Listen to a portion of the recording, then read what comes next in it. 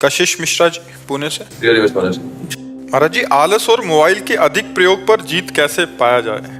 अब ये तो हाँ, इसमें तो अपने को देखो, अभ्यास इसमें भी नींद, भोजन, बोलना और भोग, इनको आप जितना चाहो बढ़ा सकते हो, जितना चाहो घटा सकते हो।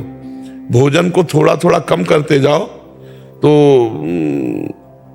जो आदमी 35 रोटी खा सकता था वो 1.5 रोटी पे जीवन व्यतीत कर रहा है और स्वस्थ है। 35 जब साधना में तो 1.5 रोटी पे अब जीवित है और 35 रोटी पाने वाला। भोजन कम किया गया। जो 7 घंटे 8 घंटे सो सकता है और 3 घंटे में अपने आप को 24 घंटे में 3 घंटे सोकर पूरा काम चला लेता है। बोलने का अभ्यास बहुत होता है, मौन रखना बहुत कठिन होता है। कम बोलो, कम सो, कम खाओ और भजन करो तो आलस से खत्म हो जाएगा। और जब भजन में रुचि होगी तो मोबाइल में क्या देखे, सब झूठी बातें हैं। कोई सीरियल है, कोई सिनेमा है, कोई नौटंकी, सब झूठी बातें। क्या देखना है उसमें? केवल समय नष्ट करना। और इतना सामग्री मोबाइल में है कि अगर 24 घंटा लगे रहो तो लगे रहो। फेसबुक है और कौन, हाँ इंस्टाग्राम, जो का, हाँ ये सब इसी में लगे रहो, इसी में। पहले मैं चलाता फोन बहुत, बाद में मैंने आपका चैनल सब्सक्राइब किया। जब भी बोलता चैनल हो तो पूरे फोन में सिर्फ आप ही आते थे 24 घंटे। हाँ, अगर सत्संग सुनोगे तो बुद्धि शुद्ध रहेगी। उससे मुझे 6 महीने में इतना फर्क पड़ा कि मतलब कि पहले सिर्फ मैं नेगेटिव पूरा वैसा था। कश्मीर मेरी पोस्टिंग है बैंक में जी, वहाँ रहना मतलब कि अकेले कश्मीर में वैसा माहौल भी नहीं है वहाँ, मतलब कि रहना वैसे। अब सिर्फ राधा नाम सुबह सुबह लो, उसका आपने कहा चतुरासी जी पढ़ो, वो पढ़ो, फिर सब करो। मतलब कि अपने बुक बोलती साधक संजीवनी, वो पढ़ो।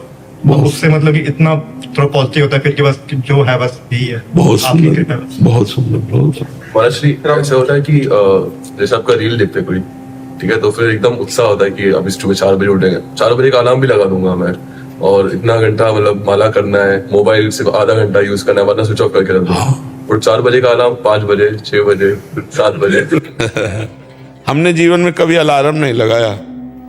1 बजे जगते, मतलब 1 बजे जगते नहीं, 1 बजे तुम शौचालय में जाते, कहो 11 बजे जग जाए, कहो 12 बजे जग जाए, कहो 11:30 बजे जग जाए।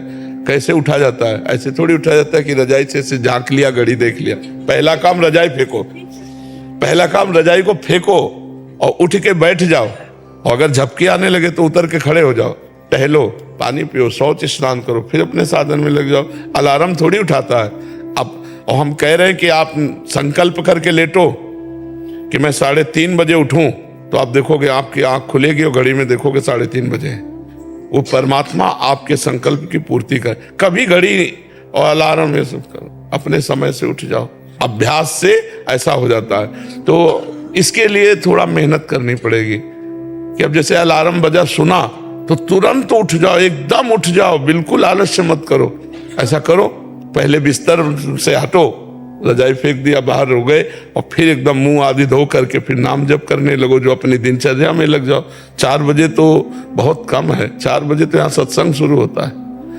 लोग रोड में रात्रि में कैसे खड़े रहते हैं, तो पूरी रात भर लोग खड़े रहते हैं। तो हमें लगता है अगर हम अभ्यास करें तो हो सकता है, ठीक है।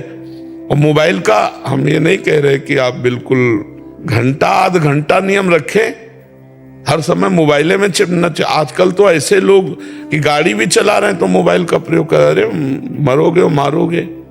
गाड़ी चलाते समय मोबाइल का बिल्कुल प्रयोग नहीं करना चाहिए। ऐसे में लगे तो कहाँ 1 सेकेंड में सामने वाला तुम्हें ठोक देगा या तुम सामने वाले को ठोक दोगे। मोबाइल बहुत अच्छी चीज है, बहुत बुरी चीज है, दोनों बातें। अच्छी चीज है कि आप अच्छे उसमें से चैप्टर ले सकते हो, प्रसंग ले सकते हो, समय पर आप किसी को फोन कर सकते हो। बचाव पक्ष में बहुत है और फंसाव पक्ष में भी बहुत है। तो इसलिए विवेक का प्रयोग करो, अच्छा ग्रहण करो, बुरा का त्याग कर दो। अभ्यास युक्त रहो जिससे आपकी नींद आदि नियत समय पर हो जाए। कै बजे सोते हो? जब आप उठते हैं। जब आप उठते हैं तब से। वैसे तो भले आदमी 5-6 बजे भी उठ जाते हैं, कोई तो 11 बजे तक सोते हैं। तो कोई 2:30 बजे उठने वाले भी बड़े हैं, दोपहर को 2:30 बजे उठने। तो फिर नहा धो के खा के फिर सो जाए। महाराज जी, बट यहाँ पे आके नींद नहीं आई। यहाँ पे 3 से नींद आई नहीं बिल्कुल भी। हाँ, दिव्य धाम है भगवान का यार। इनकी दिनचर्या कुछ ऐसी रहती है प्रभु, जैसे दिनचर्या ऐसी रहती है कि हम पशु चिकित्सक हैं तो हमें लेट हो जाता है, 9 बज जाता है कभी कभी फील्ड में, तो हमें सोने में 10-11 बज जाते हैं, सुबह इसलिए भी लंब हो जाता है। तो 11 बजे सो जाओ, 12, 1, 2, 3, 4, 5, 6 घंटा केवल नींद पर्याप्त है साधक के लिए। तो अगर आप 5 बजे उठ जाओ तो दिनचर्या चल पड़े। बहुत सुंदर दिनचर्या। अभी देखो 7:15 बजे हैं, अभी लग रहा है कि सूर्योदय होने वाला है। नहीं, अब लग रहा है कि सूर्योदय होने वाला है। तो हमें लगता है अगर 5 बजे भी उठ जाओ तो पर्याप्त है। 6 घंटा सोना चाहिए गृहस्थ आदमी को। साधु महात्माओं को 3 घंटा 4 घंटा जितने में निपटा ले। फोन आने लगता है इमरजेंसी केस का, हम लोग तो ऐसे उठ जाते हैं 5 बजे। पशु परेशान जो रहते हैं उनके पास बिल्कुल बिल्कुल नाम जप करते हुए और आप पशु सेवा में जाओ, बहुत बढ़िया है। एक हमारा प्रश्न है जी, कि कभी कभी हमें कुछ ऐसे पशुओं का इलाज करना पड़ता है जिनका पशुपालक बस मांस भक्षण है और उनके लिए करते हैं, तो क्या उनकी हमें इलाज करने में कभी कभी लगता है हम अप्रत्यक्ष रूप से पाप के भागीदार तो नहीं हो रहे हैं? लेकिन आप तो उसके रोग निवारण के लिए जो गए हैं, वो हत्या के लिए पाल रहे हैं, स्वस्थ करके उसका मांस खाना चाहते हैं। लेकिन आपका उद्देश्य ऐसा नहीं है। आपका उद्देश्य केवल पशु को स्वस्थ करने का है।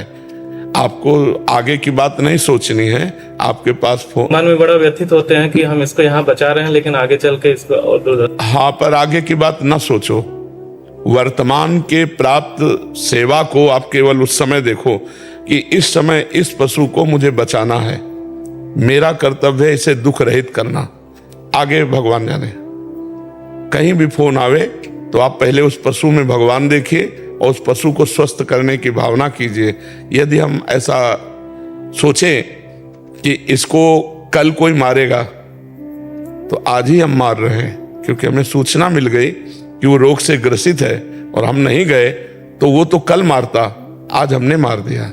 हम जाकर आज उसे बचाएंगे, कल भगवान जाने उसका परिणाम क्या होगा, है नहीं? हर जीव का परिणाम अपना है।